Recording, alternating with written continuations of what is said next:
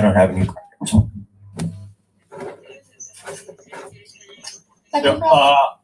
A second speaker is Alex, no preference either. And the third speaker is saying no preference. Sorry, what's your name? Elena. Okay. And we'll be doing the prop reply. Alex. Okay. And first op speaker.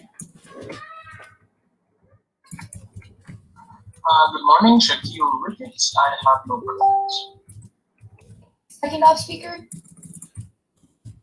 Hello, good morning. I'm Shamar, and I have no preference. Great. And the third op speaker. Hi, my name is Cherise Hall. Okay. Great. And who's doing the op reply? First opposition speaker, Shaquille. Okay. Excellent. So just give me like 20 seconds to screen share a stopwatch.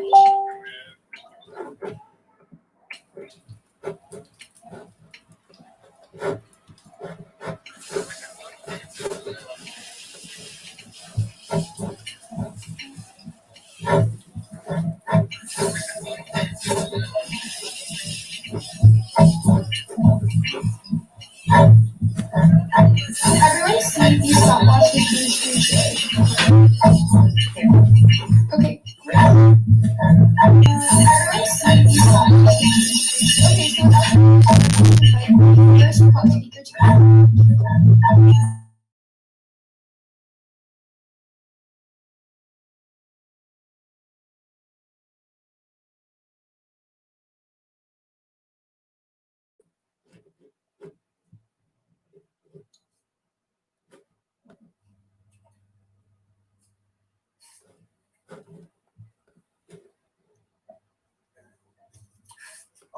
Okay, ability test. Am I audible? Yes, you are. Awesome.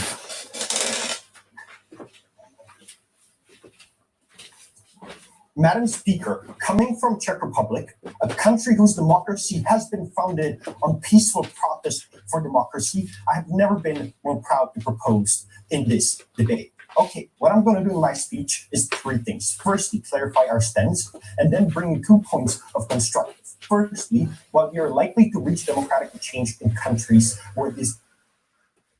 Secondly, why we believe that democracy based on protest for good is better than one where you have to compromise with evil. Okay, two stands then. We believe that free and fair elections should be determined by international bodies. We believe that, for example, the UN would be a good arbiter, but we are also okay with admitting opinions from international democratic watchdogs, which are flourishing in the recent age. We also believe that free and fair should be defined, that it is very unlikely to win for opposition parties because there are certain obstacles in their ways. These can be that the media is controlled by the state and biased against them. This can be that opposition candidates are actively silenced, or it can mean that the vote itself is rigged, meaning that even if that the votes are not counted properly.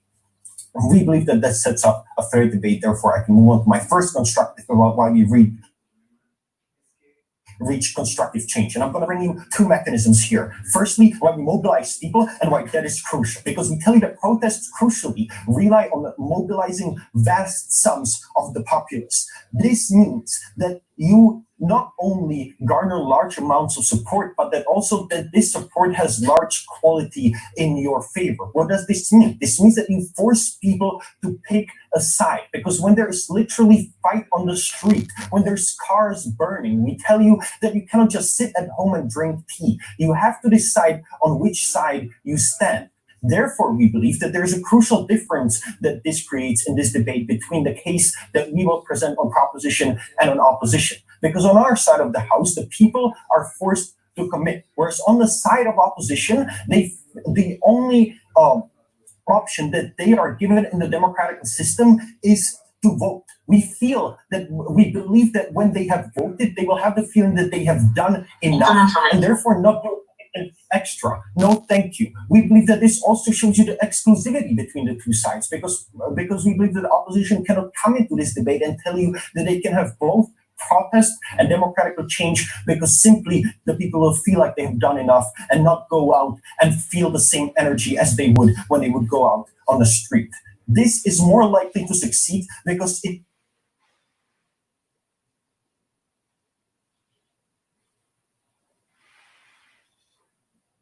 I'm not hearing.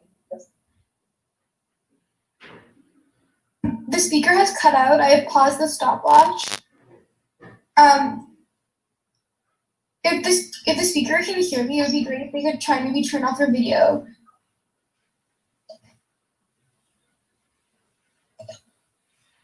If not, if one of their teammates could contact the speaker, that would be great.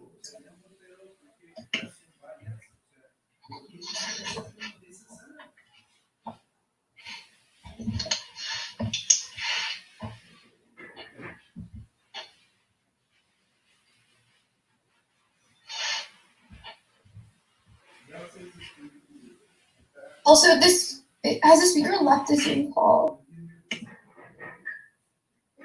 Looks like it.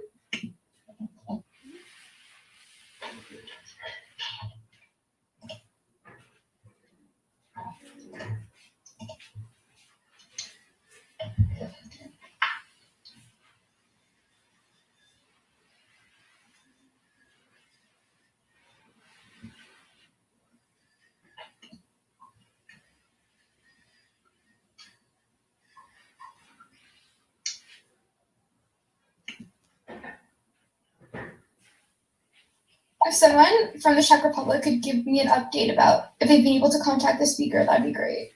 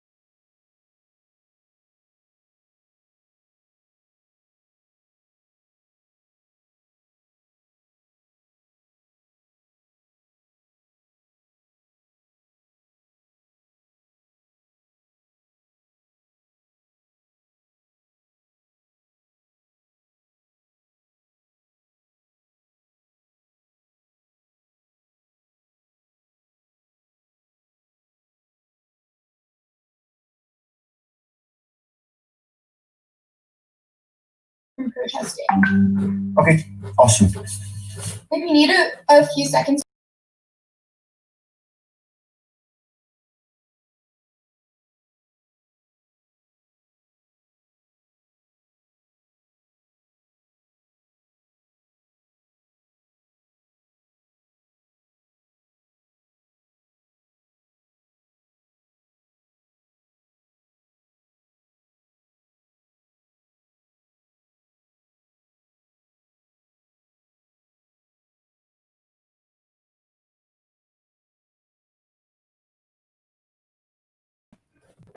Right, may I start?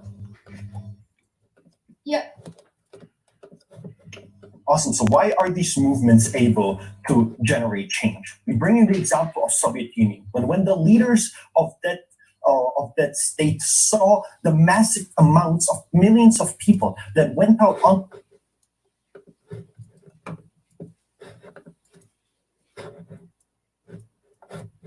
Oh no, unfortunately you have cut out again for me. I'm not sure if the other speakers can hear you or not. Nope. Okay, it might be best to try continue maybe without video, or to try and call one of your partners and then have your speech broadcast through your audio. And that will require less data.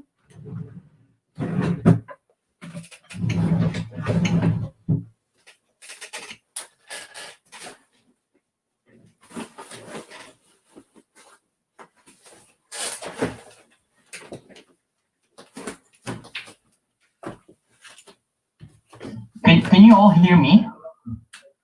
Yeah. Yeah. So yeah, I'm using other computer actually, so we can maybe move to this one. Yeah, I'll just tell them. Okay, sounds good.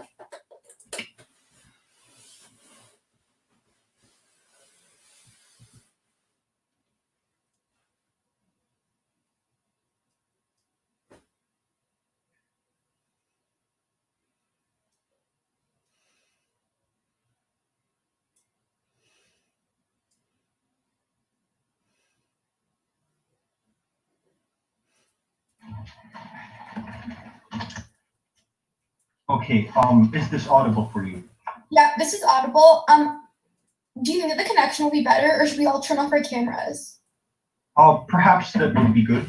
Okay. And in cases when there's POIs, I would then ask the speakers to just interrupt me. Gotcha, sounds good. So if everyone could please turn off their cameras for the duration of the speech. And don't feel bad about the audio at all. I get that it happens. Okay, thank you very much. So this means I have 5 minutes and 10 seconds left, right? Yeah, like 5:20. Awesome. That's what I put up. And I was probably talking about the Soviet Union when I cut out. Is that right? Yep, that was the last thing we heard. Awesome. We didn't hear the whole example. We just heard like the first bit about the Soviet Union. Okay. So 3, 2, 1.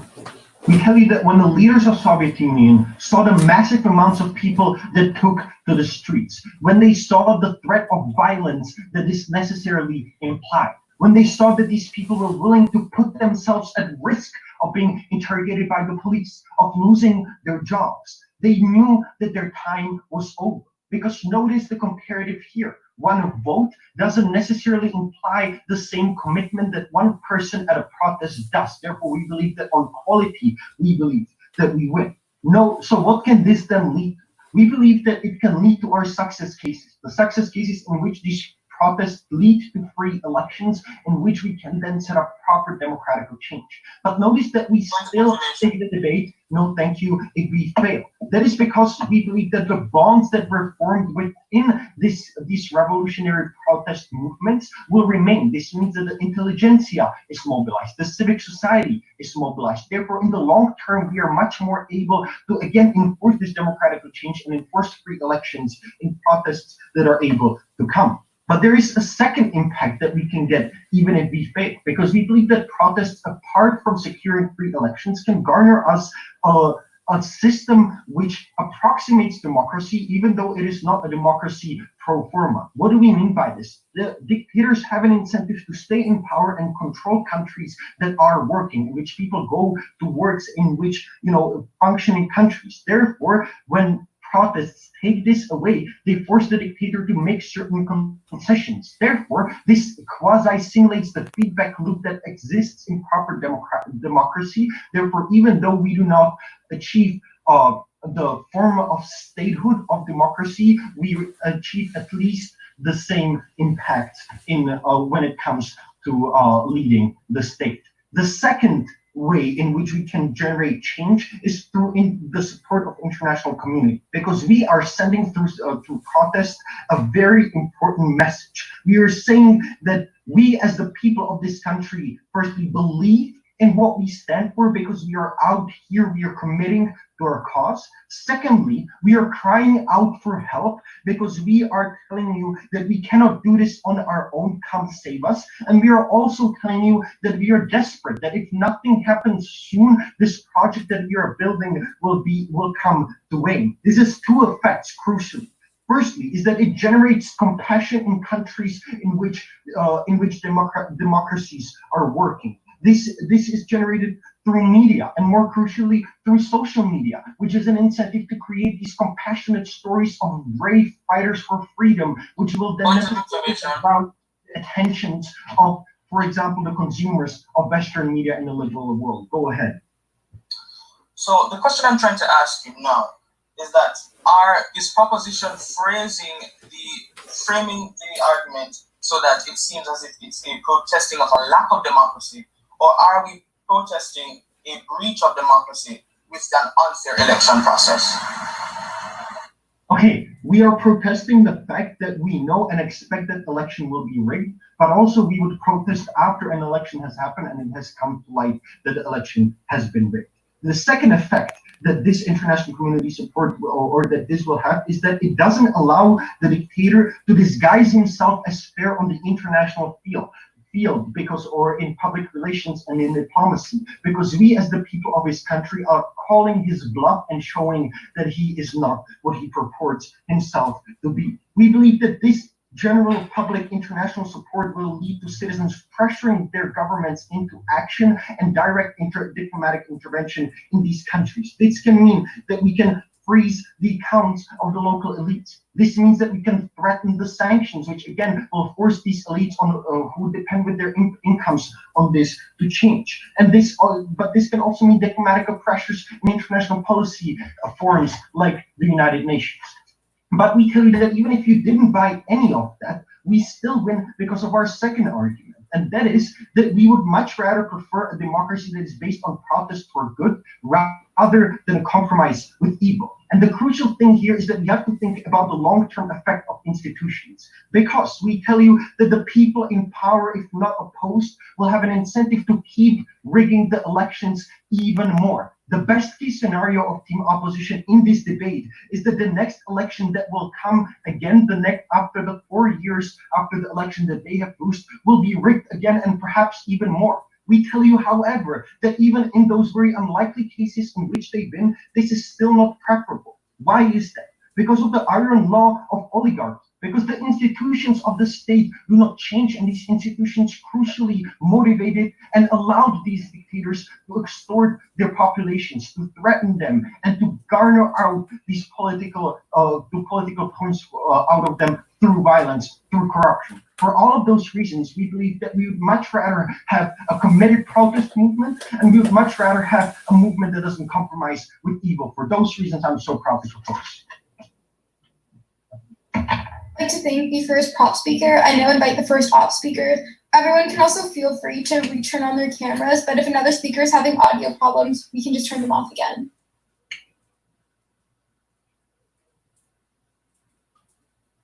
Okay, so first of all, before I begin, I want to contend with the notion with the framing of it, right?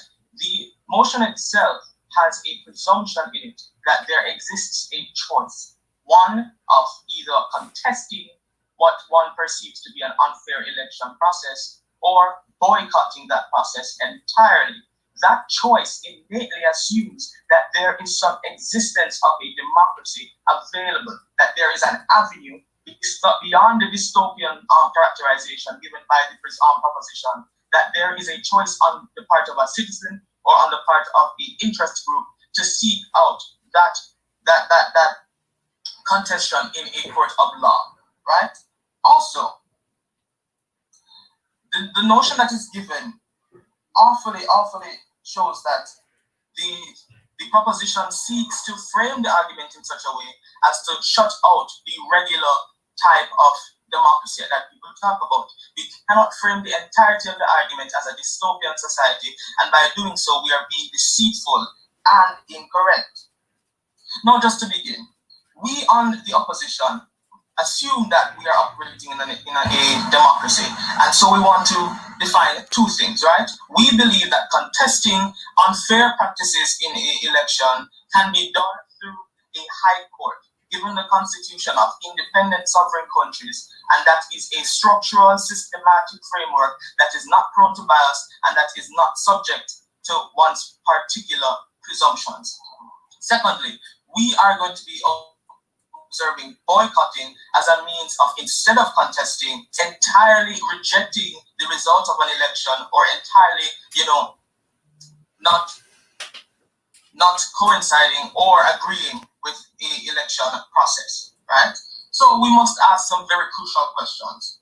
We must ask who believes that this is being compromised? Is this a political leader, a politically affiliated individual, or are these groups of people? We must also ask, are these people prone to biases? Can we rest the validity of our entire democracy on the perception of individuals who are prone to such biases?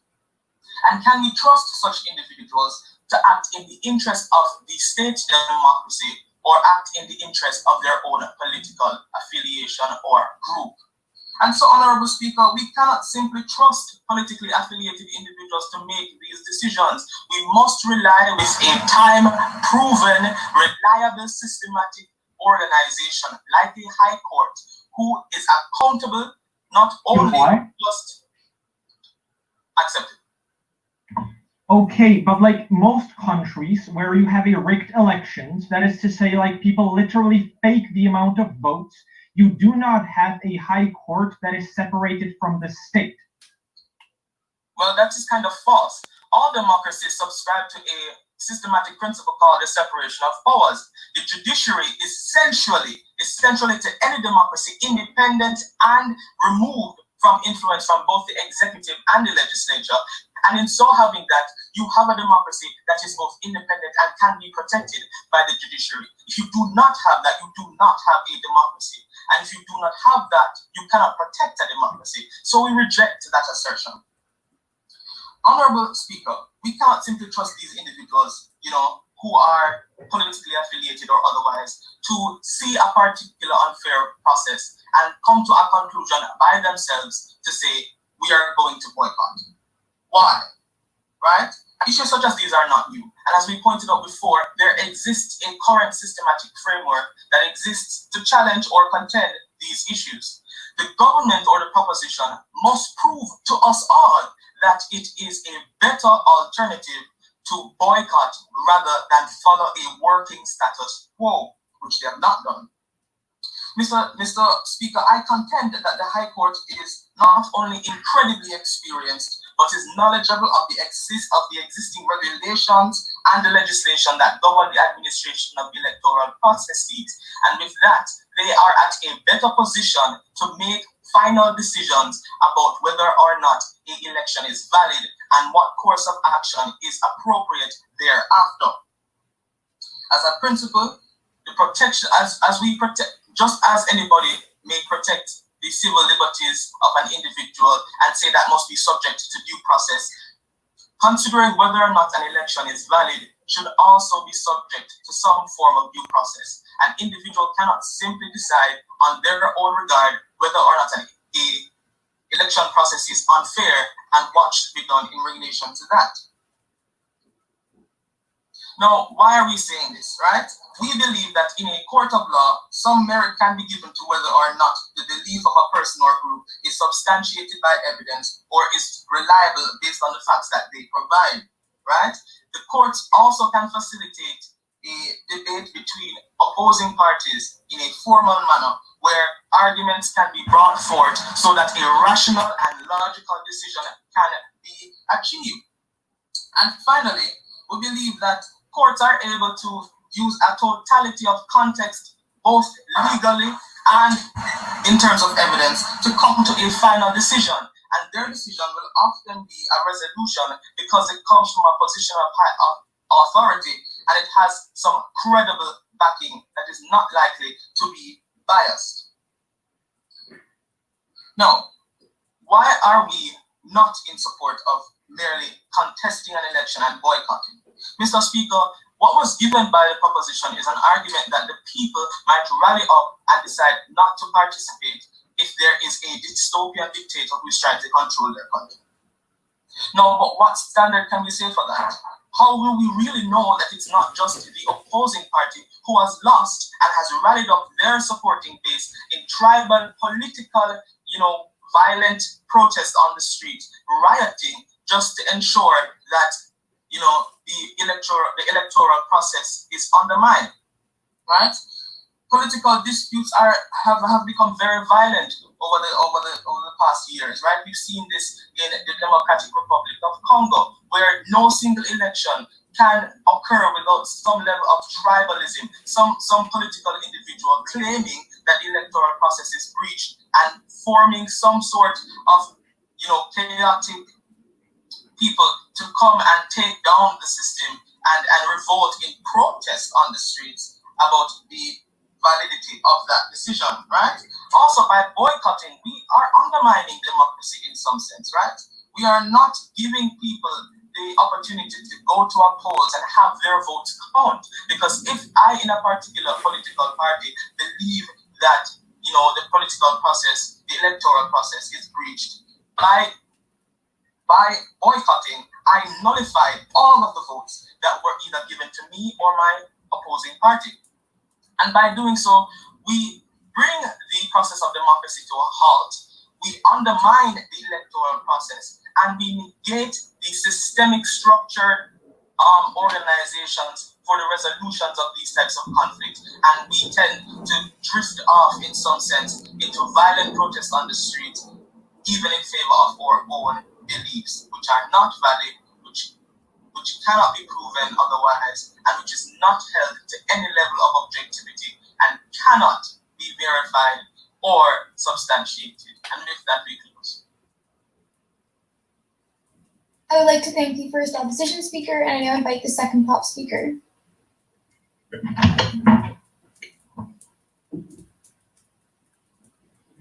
Okay. Is this audible? Yep. Okay, perfect. So 3, 2, 1, go. We think that it is quite convenient for side opposition to say that we undermine the electoral process under our side. And we agree, because we want to undermine a process that is rigged from the get-go. We would want to undermine a process that looks like a democratic one, that assumes to be a democracy, but it is lying right into the faces of the people. We do not think that this is a right process. You're out of order. We do not think that this is necessarily a right process because it gives people the illusion that there actually is some ability to change while mimicking the fact that there is a dictatorship hiding behind that. We think that engaging in this system is like actively supporting it and makes it much harder to achieve change, not only from the inside, but also to be able to rally up support from the outside, mainly in the form of international engagement, which is something that side opposition didn't engage with at all. What I'll do in my speech are 3 things. First, I'll take a look at the content presented from side opposition. Second, I'll rehabilitate and expand my first speaker's arguments. And third, I'll present my own argument as to why we provide a strong signaling effect. So I have 3 main points of rebuttal here. The first one concerns the framing that side opposition tried to impose on us, right? Because we don't think that we're talking about super liberal democracies such as Canada, right? You don't usually have the rigging of votes in these countries. We think we're talking about very weak democracies or failed democracies or essentially dictatorships that are just simulating a democracy and faking it, such as in specific parts of Africa or in specific parts of Latin America, right? And this is very important Because insofar as this is the case, we don't think that the mechanism that side opposition provides to you is legitimate, because there is no independent higher court that you can go to. And even if there would be a body that would call itself this higher court, it's probably in one way or another affiliated with the ruling party. No, thank you. Like, note that insofar as the ruling party has like sufficient amount of power to actively control the organs that are supposed to host independent elections, it probably has sufficient amount of power to affect the judiciary as well. And that is why their model is not functioning right. The second point of rebuttal here concerns their whole talk about the interests of the opposition group, right? Because we think that, like, on average, you can say that an opposition group that tries to boycott elections that are rigged from the get-go would probably tend to have more, like, righteous goals in mind than the established party who is rigging the elections to stay in power, to go forward with their corrupt means and to satisfy the elites that are already lobbying in the government. We think, sure, the opposition party might have like a different policy plan, right? But we think that on average, because they strive for independent elections, because there is the condition under which they are likely to like engage in the system, we think that on average that party tends to have, I'll take you in a second, more righteous means than the one that is established. But you disagree. Oh, you can go ahead. Okay, your first speaker mentioned, consulting international organizations like the United Nations to resolve some of these conflicts. By doing so, are you not in favor of a structured, independent system that can still assess these things beyond just an individual saying that this is biased and just leaving it there? No. You have misunderstood us here. What we talked about is like what body will determine whether an election is or isn't like rigged, right? This was something completely different. All right, now to my last point of rebuttal, where they talked about like why going through the court is like so. No, thank you. Why going through the court is like so important. We very simply tell you, just because a state says that it is having election doesn't mean that it mimics like the textbook description of a democracy, right? Which is just like rephrasing what I have said in terms of framing. Now let's take a look at what my first speaker has said, because we have heard little to no traction, right? The first thing that my speaker talked about was why we are more likely to mobilize people when we do not actively legitimize the system. Why, when people do not like have the option to shrug it off and just say, I have voted, that is enough, why they are more likely to actually go out and actively protest, and why these protests are able to be effective, to maybe enforce a free election, or if at least not a free election, to give some sort of feedback to the established party that is likely to be more effective than the feedback that would be given if the opposition party would engage in an already corrupt system, right? But note that the second thing that my speaker told you in this argument was the notion of like international involvement, right? The fact that when you actively engage in a system that is corrupt, then it means that you are like legitimizing the system on the international ground, and it makes it much harder for like other Western actors, such as the United States or European Union, no thank you, to come up there and support you, right? And this is very important, because insofar as we prove that the likelihood of international support for the righteous opposition causes in these countries is more likely under our side, then it means that like we have the ability to actively force the leaders of these established parties to do what we want, right? Because when you threaten them with freezing their bank accounts, they're more likely to actually hold free election and to liberate those countries. But then there was this second argument, right? And this is very important, because what my first speaker said here is that we still keep, is that like under their side, the party still keeps rigging the system if the opposition actively engages in it, because this is an easy way out for them. But this was their best case scenario, because if the party knows that it can rig the system and does not have like any sort of repercussion for that, then the party is more likely to, for example, backslide into worse forms of government, right? Backslide maybe, and in the next 4 years, you maybe won't have an election at all, right? Because the party is already actively legitimizing the action by actively contributing into the system, right? But even even if, no thank you, they would be likely to like affect any change, right? Let's say that hypothetically on their side opposition, the opposition party can get elected, right? Or like can have some sort of a majority. We say that insofar as they are still actively engaging within a corrupt system, then the opposition party is likely to get corrupt over some time as well. And that was my speaker's points about the iron rule of oligarchy. And note that side opposition's characterization plays into our hand in this one when they are questioning the legitimacy of the opposition parties.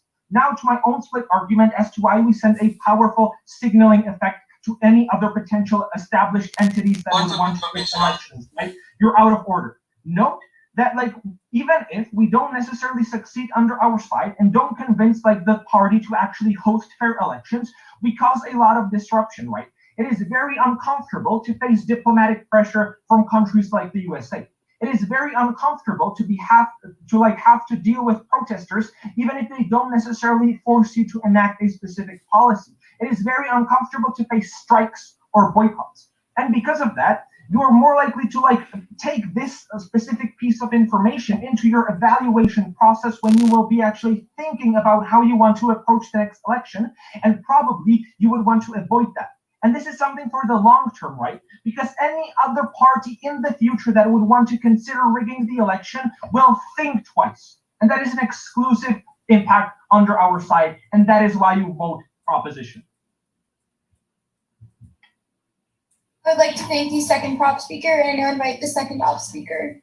Also, just a reminder to all speakers to please only offer POIs after the 1 minute mark and to not badger, so like wait 15 or 20 seconds before asking your next POI.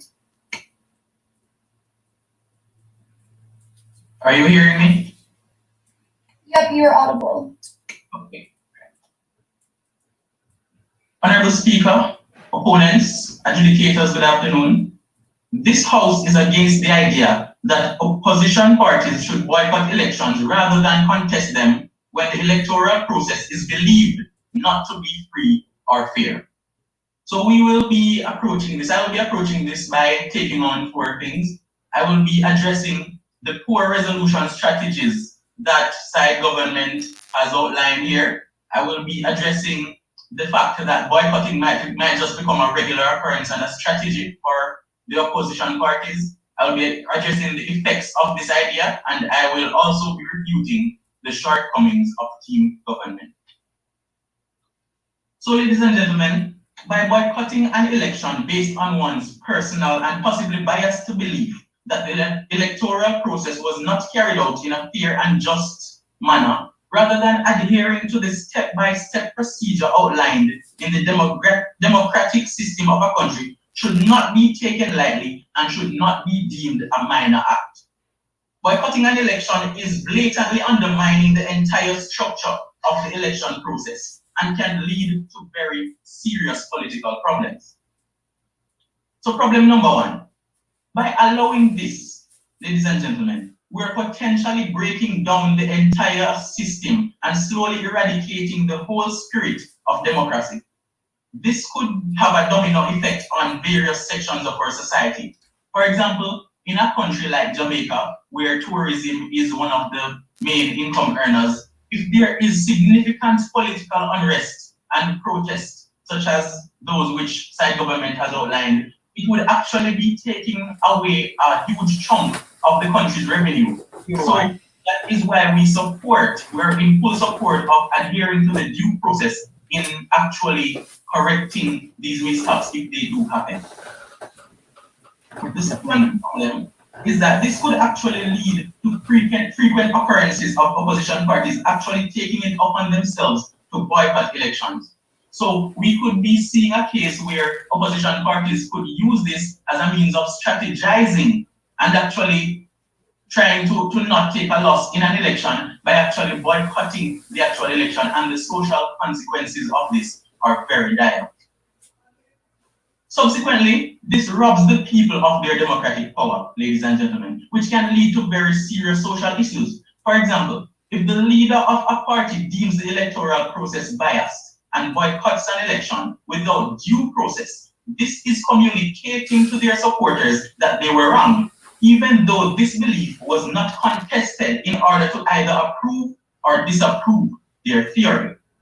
This can lead to a lack of trust between the citizens of a nation and the governing body, and such friction is never good. The country can become economically, socially, culturally, and politically damaged because of this idea. So I just want to say, ask yourself, what is really being achieved by boycotting this election? If it is justice that we want, wouldn't it be better to follow the due process to achieve this? What is there to gain in terms of achieving justice by actually boycotting an election?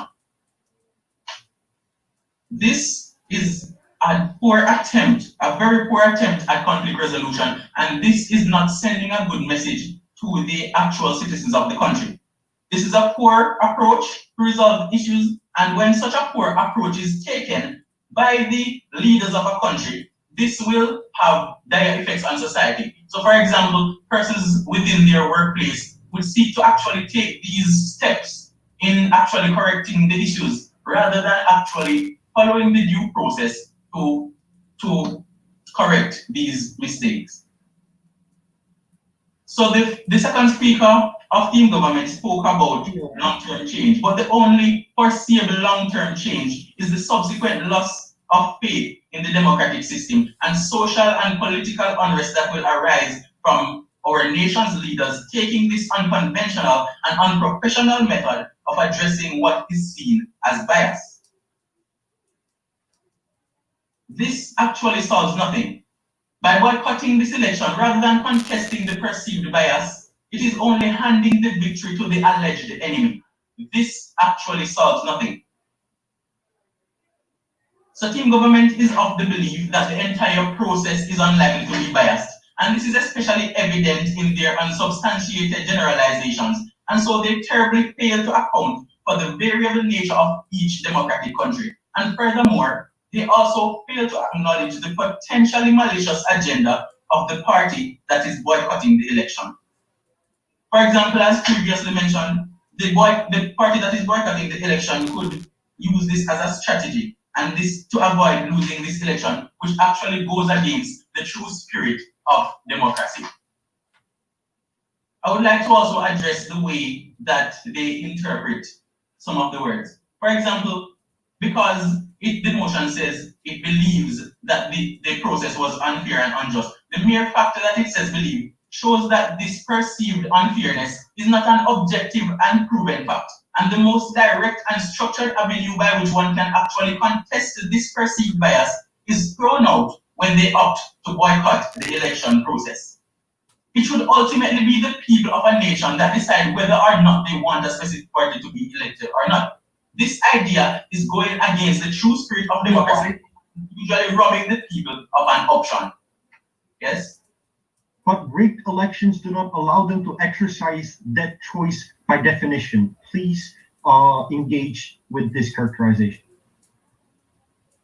Okay, so when I don't think you're understanding when you say contest, because when you do actually contest the fairness of an election, it is not the party that you're going up against that decides whether or not it is biased. It is actually a third party that is not politically involved in the happenings or the occurrences of the election that actually decides and makes a ruling on that. So you are of the opinion that this will actually be decided. What I get from your point is that you're saying that it will actually be decided by persons who are biased. But this system is set up in such a way that they use third-party individuals to actually make the ruling. So, ladies and gentlemen, because of that, Team Opposition would like to reaffirm that we stand firmly against the belief that opposition parties should boycott elections rather than contest them when the electoral process is believed not to be free or fair. Thank you.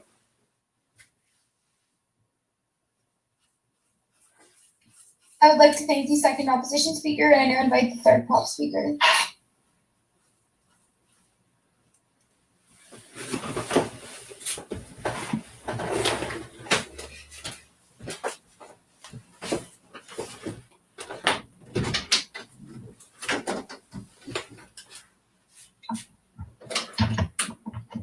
Okay, am I audible?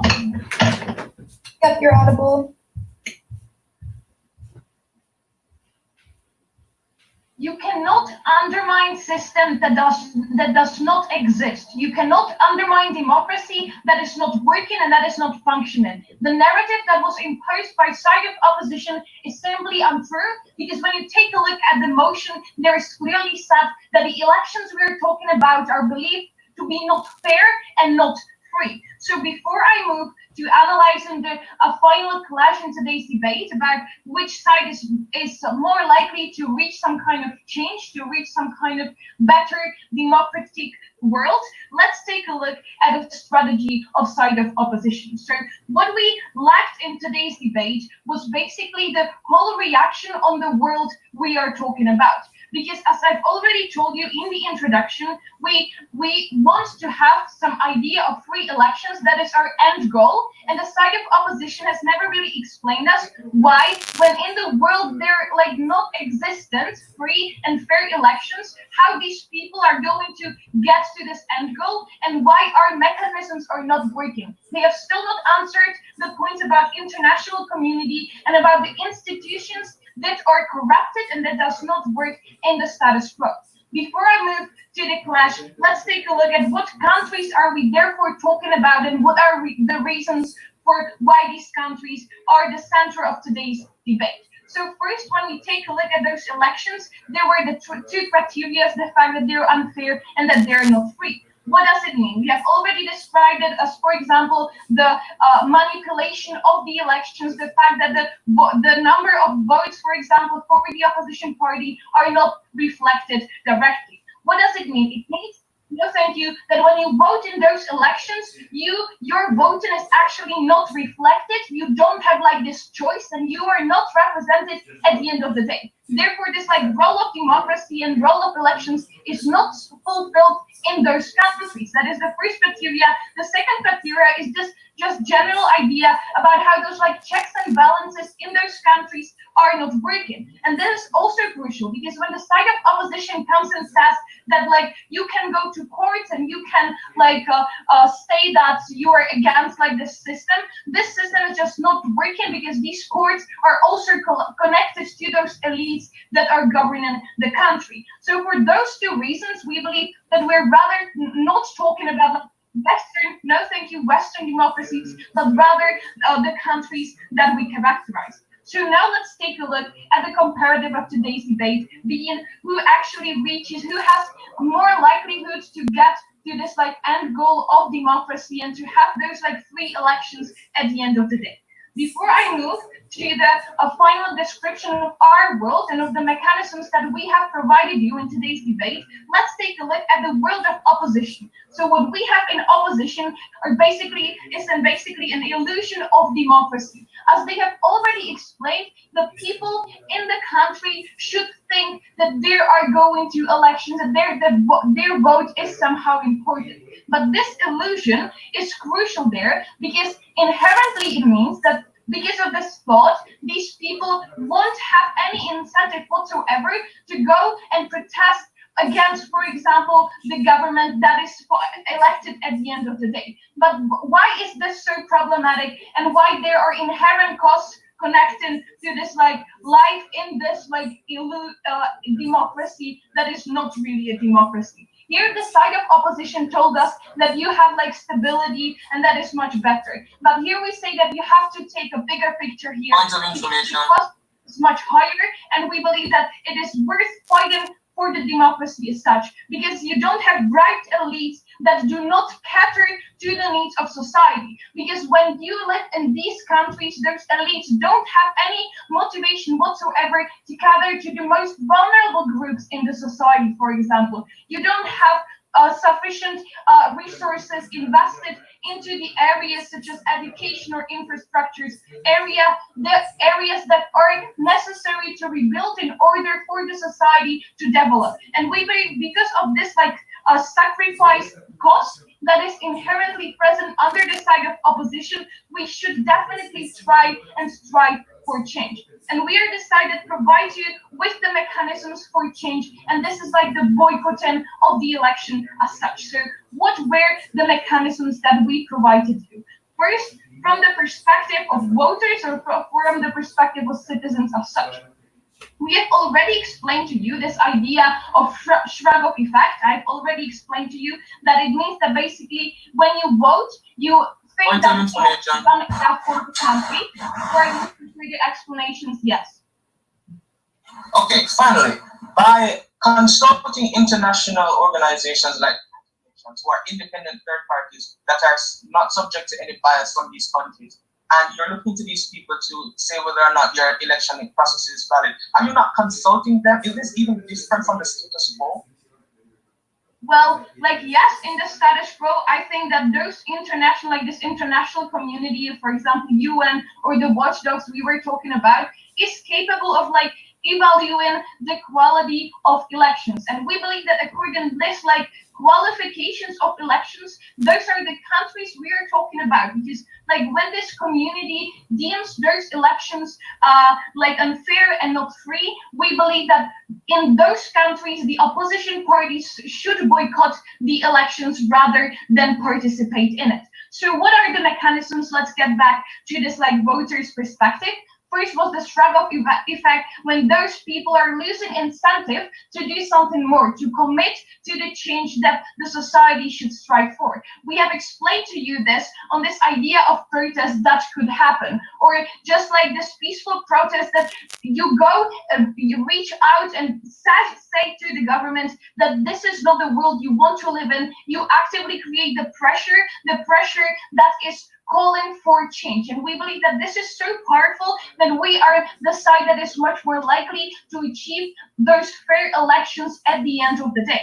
But secondly, we were talking about the international community and the participation of the international community as such. So here what we told you is that because of the fact that the process, no thank you, the support from the international community is very likely. This can mean, look like a pressure on those elites that are governing the country right now. And we believe that because of this existing pressure, we are very likely to at least improve the status quo that exists in those countries. So for example, we can create additional incentives for this governing elite not to behave in that like bad way that is behaving right now, but rather improve the status quo in the country. And because of this incentive, and secondly, because of the fact that we also need to change the institutions as such in order to achieve change, which was our second argument that was not really responded by side of opposition,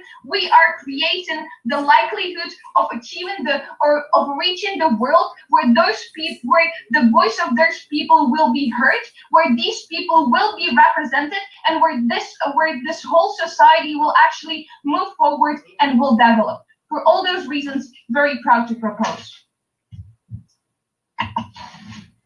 I would like to thank you, third proposition speaker, and I now invite the third opposition speaker.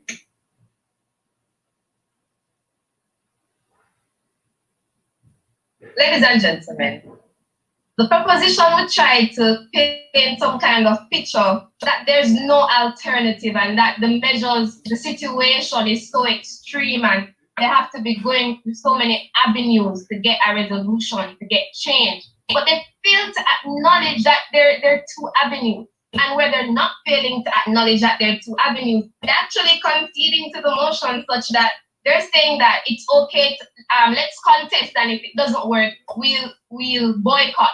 But they need to be defending why it is that when a situation arises, when they deem that when they believe, when they suppose that this election system is not fair, while they boycott as opposed to contesting it.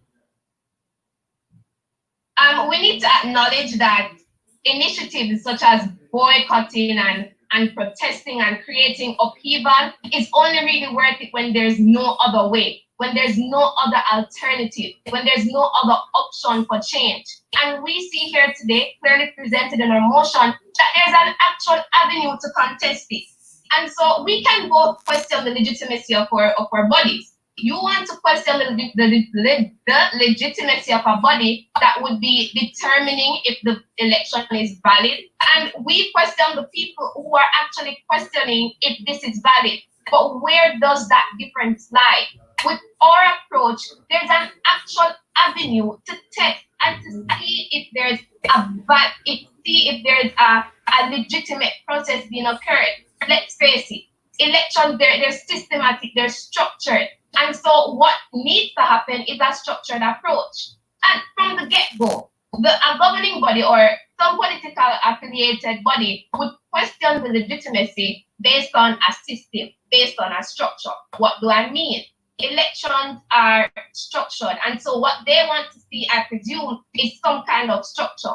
And the best way that they should actually approach it, as opposed to being hypocritical, is to find an avenue where there's a structure for it. And so we can't really agree with the government when they want to question our legitimacy, when we try to find a mechanism to intervene, as opposed to us questioning their legitimacy, as to, questioning if it is that this body if it is that this process is actually fair. Now, the next thing I want to look at is, you fail to acknowledge that by consulting international organizations, instead of supposedly biased local courts, you're still contesting the validity. I would have mentioned this. You're still contesting the validity of the election on an international level. And this isn't really different from what we're proposing. Your second speaker also mentioned that consulting countries like the United States to impose sanctions in defense of democracy. But the United States actually doesn't even have a good record with upholding democracy, especially because they invaded Panama in 1989 and disposed their leader and facilitated the racist government of Augusto Pinochet in Chile. And I want to say that the proposition fails to recognize that the motion presumes that there is a choice. I can't stop emphasizing just how much they fail to acknowledge that there is a choice. Unlike us, they have actually opted to take an extreme approach. Some decide dystopian characterization, and it fails to recognize that normal democracies, though it is as liberal as Canada, content electoral processes regularly. Kenya did so with Uhuru Kenyatta in 2019.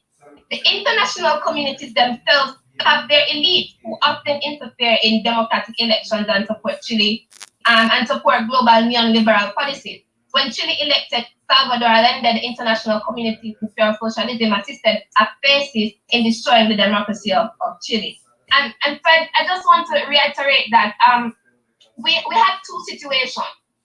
Are we going to take it upon ourselves to question the legitimacy and act as such without actually going through a systematic process, a systematic way to validate it and take it upon ourselves in society, create rift, as we know how people are when it comes down to politics? Or are we going to, based on our supposition that this election could be not so free and not so fair, will we take it upon ourselves to actually see another avenue?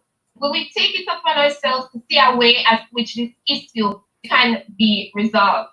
What are you going to do?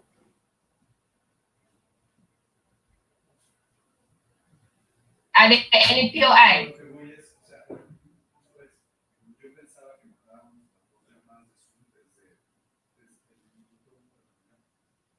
Okay.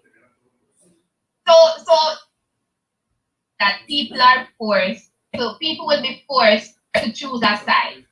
And this is problematic, because imagine creating upheaval in society based merely on some kind of supposition as opposed to a valid process.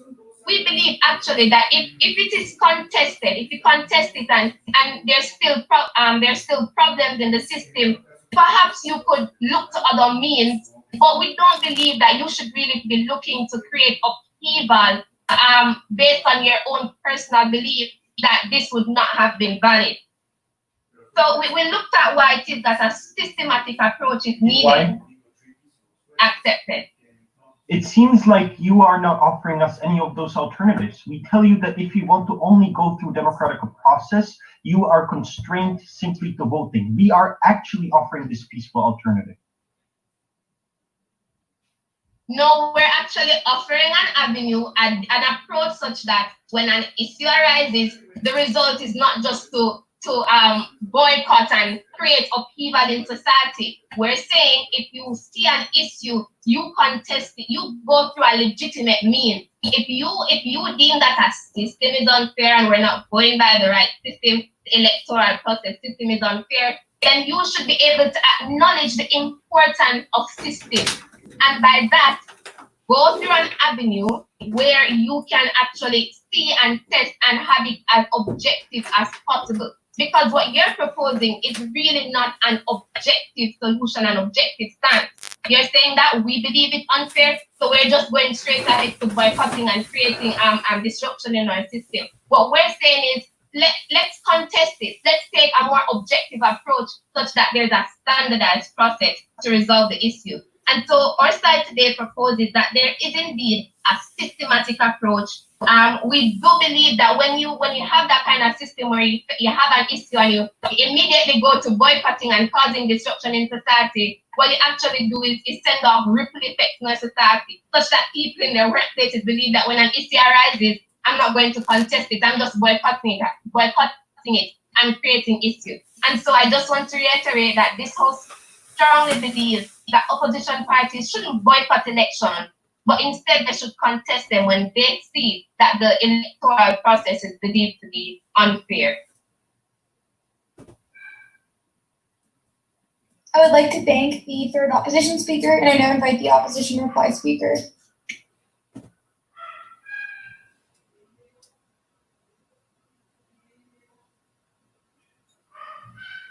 Ladies and gentlemen, in today's presentation, we heard from the proposition a fixation on an extreme dystopian society where there is a complete lack of an option to, contest the results of an election, simply because the judiciary is corrupt as well as a dictatorship is existing with far-reaching power and far-reaching influence. However, we need to recognize that the characterization alone, strawmans the entire motion, because we know on a pragmatic level, that everyday democracies, like those in Kenya mentioned by my third speaker, contest presidential elections, local government elections, and other types of elections for what they perceive to be unfair, practices in that process, right? And by characterizing it as such, the proposition tries its very best to shut out even the value of contesting an election with a high court. But let's say we follow their model. How is this really different from the status quo? Because we must recognize that there is some tacit concession on their part that contesting the results, though not by a local court, but by international organizations like the UN, those bodies, looking at whether or not an election is valid is necessary for change within the proposition's model. Because insofar as they explain to us, they boycott first, but ultimately change comes when the international community, looks at the results of the election, looks at the processes, and determines whether or not it is valid. How is that much different from contesting the results of an election in a local high court? It's only different because it's an international body, the United Nations. Now, looking at this, we know that it's not very different from us. It's just an elevation of the opposition's position, right? We move it away from local high courts, the international bodies who will use sanctions and stuff like that. But we also see that there's an ignorance on the part of the proposition to recognize that, the international community themselves are not all, objective and non-biased, right? My third speaker would have pointed out that the international community does not necessarily have a good track record with defending democracies. We've seen with her pointing out the invasion of Panama in 1989 just to get back the Panama Canal and depose a democratically elected prime minister. Look at Chile, that, was mentioned by my third speaker, that the US backed a fascist extreme authoritarian dictator, Augusto Pinochet, to take over that country, when in fact, the very nation had elected Salvador Allende, a socialist, democratically elected government. We see that the international community themselves cannot be trusted, right? And we recognize that though they are arguing in terms of boycotting, they eventually concede that real change only comes when the international community steps in, when they look at the election processes of the country, and when they, given the contestation of the general public, determine whether or not that election process is valid. That is when real change comes. And by doing so, they've only merely elevated the argument of the opposition and have not really truly rebutted it. And also, they argue with this dystopian society, and it moves so far away from what is real and what is pragmatic, right? We have mentioned that they're arguing, even as they said, that liberal democracies, we're not talking about liberal democracies, but Kenya is not really a liberal democracy, and they have these normal processes that they go through. So by doing so, they strawman the argument. Thank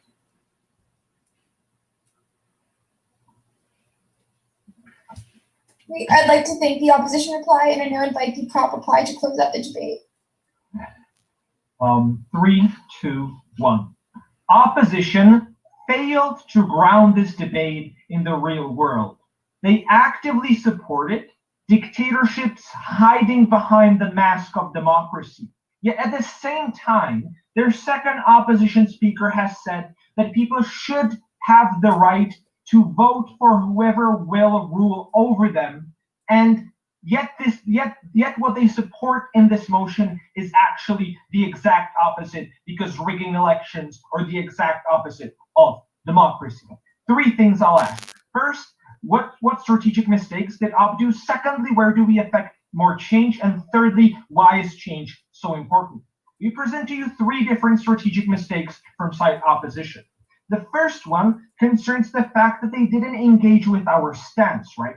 Because when we are talking about who is determining whether an election is rigged, and we say that it is generally the international body such as the UN or specific democracy watchdogs, they give us a completely different narrative, right? And we already engage in what is happening in the status quo. So this is their first mistake, because they fail to engage with our stance. But secondly, they work with the textbook definition of a democracy without actually acknowledging what specific examples we're talking about in the real world, right?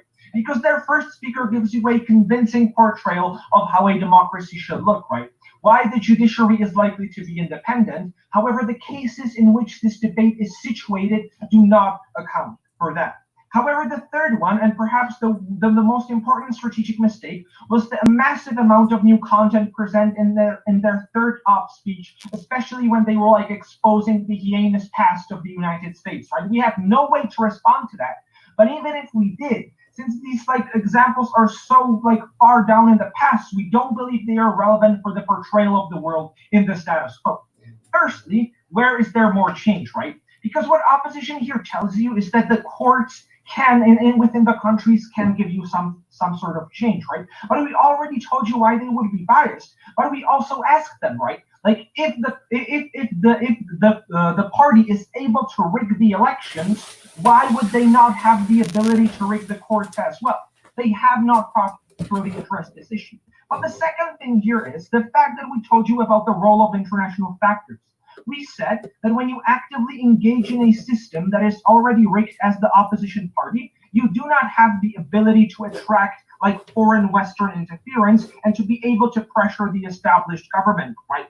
Note that this was not contested until their third op. But thirdly, we talked to you about pushing the government or pressuring the government through protests, right? Why we are exclusively more likely to have this under our side, because under their side they have the shrug-off effect, because under their side people think that voting is enough, because the legitimacy of the system is acknowledged. But why is this important in the first place, right?